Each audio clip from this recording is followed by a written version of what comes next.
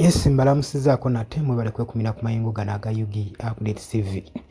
Tukimanyi bulungi nnyo Gen. Muhoozi Kainerugaba olunaku olwaleero avuddeyo n'akola entiisa eri mu Paaliyamenti y'eggwanga Uganda. Kati agenze mu maaso n'okuba ng'ayongera okuwaga ggwe mukwano gwange ali eyampuliriza.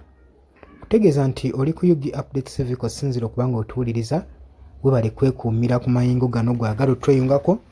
Kirira wansi waliwo ekigambo subscribe kikooneko ojja kuba nga otwegattako bulungi nnyo mukwano gwange ali eyampuliriza. Okusinziira ku instability ebadde egenda mu maaso mu ggwanga, buli muntu ng'agiraba, ne Gen. Muhoozi Kainerugaba ng'agiraba. Ebintu opposition naddala ekibiina kya National Unity Platform kibadde kigenda mu maaso n'okwekalakaasizaako nga babiraba. Wabula ebintu oba tobiraba nga tebinnakutuukako. Kati Gen. Muhoozi Kainerugaba bamuyise mu Parliamentary Committee we yatandikidde okulaba nti nno mulimu ekikyamu ekigenda mu maaso mu Paaliyamenti y'eggwanga. Kubanga lwaki Muhoozi yagaanye okugendayo? Muhoozi ndowooza yabitundemu n'agamba abaana abasiru tebayinza kugenda mu maaso natumanyiira, ng'ate be bajja ewa muzeeyi ne bawonona obubaasa mbu kati beefuula bali siriyasi, beefudde siriyasi ku nze mbu ku buno omulundi gwokka gwokka ensi balabe nga bali siriyasi. Ekyo Muhoozi yakigaanye.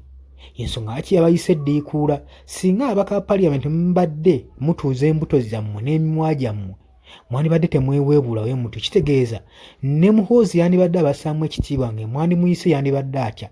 Akabonero akasooka okulaga nti nno teyabatiddemu yadde temulina mulamwa, temulina mugaso, era n'eggwanga bye mulimu byakwewuusa, mulimu baziba maaso. Ne Parliamentary Committee byeteesa tebirina bye biginula ggwanga.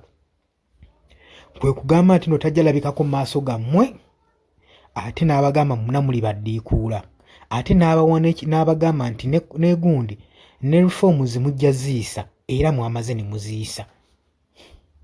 Kitegeeza nti muli mu kwonoona ssente za mubi wa musolo. Yes, Muhoozi tumunyiigira tumukyawa olw'okuba ataataganya enkyukakyuka mu ggwanga ngaffe abakolera enkyukakyuka. Naye ate ku luno omulundi newankubadde yakoze bubi nga buli muntu abadde amulabira mu kifaananyi ekikyamu, neeyina picture gye yakubidde bannayuganda okubalaga abantu bano be baani. Kankugambeyo ekintu kino. Wokeeranga ku makya n'otabukanga ne mulirwanaawo neyiba, n'olaba nga mukazi we yavaayo okumuwoleza ng'agamba mwami ebintu bikwate mpola mpola, baleke bali banneyiba. Manya tandika okwekengera, waliwo ekitagenda, waliwo ekitagatta. Omanya waliwo ekitagatta. Kati abakulu ebaasamu nalinze Chief of Defence Force Gen. Muhoozi Kainerugaba ne batandika ate okuba nga bananaagira ku bigambo bye yabazzeemu. Baalabye nga wayinza n'okubaawo ebyama ebibotolebwa kubanga bagendayo mu nzikiza nga tetumanyi. Oba okategeddeako baatidde waaki reforms zaayitiddwa tebaalemeddeko nannyo kuddamu mukoowoola nti ayinza okubotola ebyama ebimu ebikolebwa mu nzikiza nga tetuliiyo. Yagenze mu maaso n'okukunga abantu n'abagamba njagala ng'ennaku z'omwezi 10 tumakinge nga tugenda okwekalakaasa ku Paaliyamenti y'eggwanga Uganda. Ennaku z'omwezi nga 10 twekalakaasa kuli obuli bw'enguzi obufumbekedde mu Paaliyamenti eyo. Kati naye abiraba wano w'okuba bamukoowoddeyo, kati atandise naye bajjawo kiringa nti tick for touch. Nkwasa nange nkwasizza, mumpita bano bebeekalakaasa badde tubiraba, naffe tujja bizuukusa. Nabo opposition byebadde ggiramu ne Gen. Muhoozi Kainerugaba kyayagala okuggiramu. Kitegeeza ki? Bwe yenna alwanyisa enkyukakyuka, sigala ng'okola ekyo ky'oteekeddwa okukola. Bano abasajja ne baba tebabiraba nga beefuula abatabiwulira, beefuula ensonga abatagimanyiiko nti wali kigenda mu maaso, babiraba batuuka eyo ne bakaabira mu kisenge ne bagana ekintu kye tukoze eggwanga.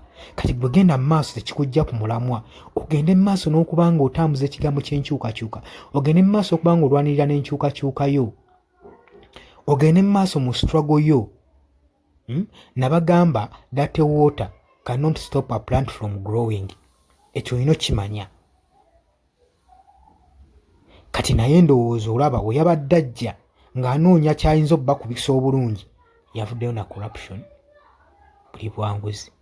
Bw'asobola okubisa parliament, bw'asobola ogisirisa nti jjo saabalabako ewa taata, olwo aba akoze eki? Aba amaze obbasirisa. Agambye njagala bategeera kye bayita amaanyi g'abantu, nti amaanyi tegali mu parliament, amaanyi tegali mufunze, ng'alinga bagamba amaanyi tegali mu gavumenti, amaanyi gali mu bantu. Ekyemba nga musobola okitegeera, lwaki temukola eby'abantu bye baagala? Bano abasajja amaze n'okuwa akabonero nkakulaga nti nno nabo kennyini batya amaanyi g'abantu, bakimanyi nti amaanyi gali mu bantu, nti ggwe koonoosituka lumu koonoonywa amazzi n'okutta n'ogaa kati nsituse, ewajja okubeerawo kyenyi mu ggwanga Uganda. Ako si kabonero kakulaga. Bannange muzuukuke, muzuukuke. Byebyo ebyange, saagala nabbongerako, muyinza n'obyerabira. Naye gwe agala otweyungako okkirira wansi waliwo ekigambo subscribe kikooneko, ojja kuba nga otweyungako ddala bulungi nnyo. Baganda bange, bategeeza nti oli ku Yugi Updates TV. Abali emitala w'amayanja mu diaspora, mbanirizaako nnyo, mwebale kwekumira ku mayengo ga Yugi Updates TV. Mbagala nnyo, mweraba. Mwabagala okulanga naffe, by the way, ennamba y'essimu kweri okwo bannange. Mugende ku WhatsApp osobola okulikinga ku bekikwatako, osobola okulanga naffe okuba bizinesi y'abantu mu maaso. Saba lwaki omwaka guno omupya ofa obwavu ng'ate ba advertisers weebali.